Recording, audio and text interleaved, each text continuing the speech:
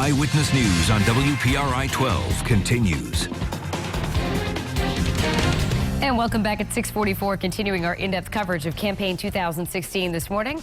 Eyewitness News political analyst Joe Flemming joining us live in studio. Of course, we have to start off first with big night for Hillary Clinton. Now the presumptive Democratic nominee, as she won 4 out of the 6 states yesterday, including California, which we thought was going to be tight. But what is next now for her in the campaign? And also talk about this historic moment for her last night. Well, first off, for the next in the campaign, she has to unite the Democratic Party. Bernie Sanders will take some time. I think he has to look at the whole picture to realize that there's no opportunity for him to be the nominee and basically come to the conclusion to withdraw like she did in 2008.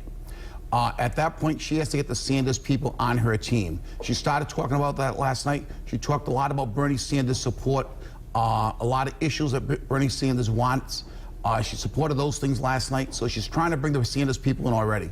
Again, a very historic night, the first female nominated at a major party for president. You see that's being played up quite a bit today already.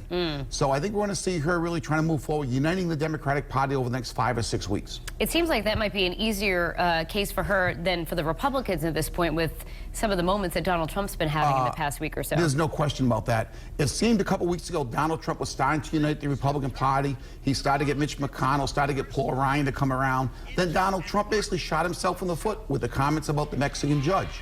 And as a result, the Republicans now have been stepping back from Donald Trump. We saw one U.S. Senator basically withdraw his support for Donald Trump. So Trump has to do an awful lot of work over the next few weeks to get that support back. I think he started last night. The speech he gave was on a teleprompter. It was scripted. He stayed on script. He sounded more presidential. That's what Donald Trump has to do to get the Republicans back. All right, let's talk about Bernie Sanders again. You mentioned, he's for now staying in the race, as he's going to be there till the convention.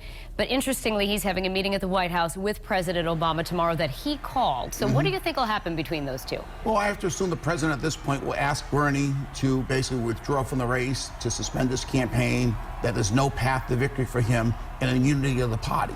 I think by the president asking that, Bernie could basically say, the president asked me for the benefit of the party to step back, and I may do that. But again, we're never sure what Bernie Sanders is going to do. He wants his positions in the platform. He may talk to the president about that, to making sure that some of his ideas are in the Democratic platform, and then he will step back. All right, real quickly, Hillary Clinton mentioned, knowing what it feels like to lose a race. As you know, she ran before, it wasn't successful. But really, does Bernie Sanders, if he officially drops out, does he have an obligation to help Clinton win over his supporters?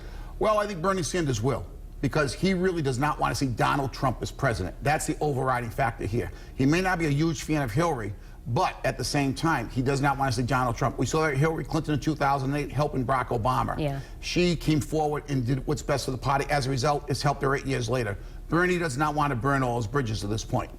A lot of burns in that sentence there, Joe. All right.